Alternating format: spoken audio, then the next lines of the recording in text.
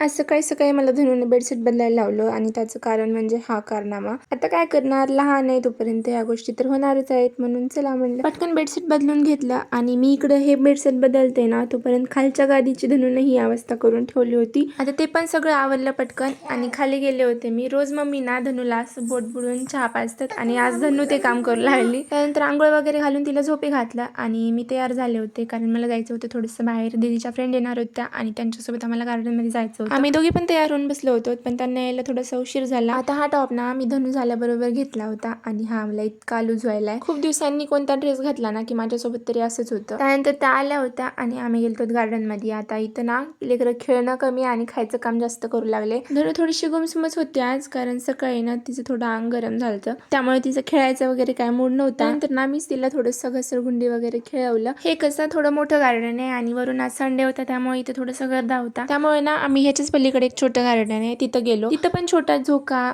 छोटी घसरगुंडी वगैरे आहे, त्यामुळे आम्ही तिकडे गेलो होतो. नंतर तिथं मात्र तिने छान खेळली आणि हे सगळं झाल्यावर ना ह्यांचं वेगळंच काहीतरी चालू होतं. आता खूप दिवसांना फ्रेंड भेटला ना की असंच असतं. चला मग आजच्यासाठी एवढंच. व्हिडिओ आवडला असेल तर लाईक करा. बाय.